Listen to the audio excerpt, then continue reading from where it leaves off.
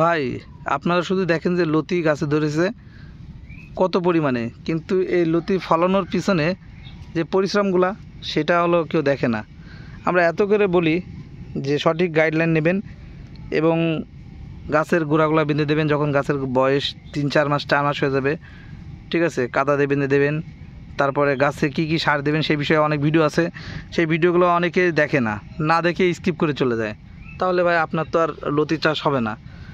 কারণ আমাদের প্রায় 7,000 গ্রাহক, এখন 7,000 গ্রাহকের ফোন তো আর একসাথে রিসিভ করা সম্ভব না এবং সবাইকে একসাথে পরামর্শ দেওয়া সম্ভব না। সারাদিন অনেক ফোন আসে।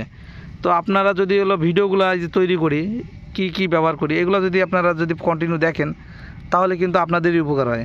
আর অনেকের আমি এই যে চারাগুলো দিই, অনেকে ছোটো চারা মনে করে হাস্যোজ্জ্বল ভাবে, ঠিক আছে। এই দেখেন, এই যে দেখেন ছোট চারা, আমরা এই চারাগুলো লাগাই, আমরা ছোট চারা দিই, কিন্তু এই গুঁড়াটা মেন, এই গুঁড়াটা দেখবেন যে গুঁড়া মোটা আছে কিনা। যখন এই গুঁড়াগুলো দেখবেন যে মোটা, সেটা হলো খুবই ভালো জাতের। এই দেখেন ছোট চারা 1, 2, 3টে করে লতি বের হচ্ছে অলরেডি। এটা একটা, এই একটা লতি বের হয়েছে।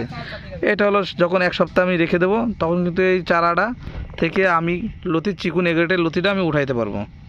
এবং বড় গাছে দেখেন কত পরিমাণে লতি। তো আপনারা ছোট বড় নিয়ে শুধু মতভেদ করেন, ঠিক আছে, আমাদেরকে গালমন্দ কথা বলেন, ঠিক আছে। তা বিষয় হচ্ছে যে ছোট বড় এটা ব্যাপার না, গুঁড়াটা যদি আপনি ভালো নেন, জাতটা যদি সঠিকটা নেন, চাষটা যদি ভালোভাবে হয় আর আল্লাহ তাআলা যদি আপনার সহায় থাকে, আপনি সেখান থেকে লতি উত্তোলন করতে পারবেন। তো এই বিষয়গুলো মূলত আমি প্রতিনিয়ত বলে থাকি। আর যে সকল সারের বিষয় নিয়ে আমি ভিডিওগুলো আপলোড করে থাকি সেগুলো দেখবেন, তাহলে আপনারাও ভালো রেজাল্ট এরকম পাবেন। তো এছাড়া কিছু বলার নাই। তো আপনাদের জন্য এই ভিডিওটা করা হচ্ছে, যেহেতু গরম পড়ে গেছে, লতি আসা শুরু হয়ে গেছে, গোড়া কীভাবে কাদাতে বেঁধে দিতে হবে সেই ভিডিও দিছি, এবং গোড়া বাঁধার পরে যে লতিগুলা হলো কীভাবে আসে সেটাও আপনাদেরকে তুলে ধরলাম। পরবর্তীতে এইগুলা কাটার পরে এক একটা জমি থেকে কত পরিমাণে লতি আসে সেটাও দেখাবো পরবর্তীতে, এবং লতি হলো আপনার কোথায় বিক্রি করি সেটাও দেখাবো, লতির দাম কেমন বাজারে পাই সেটাও দেখাবো।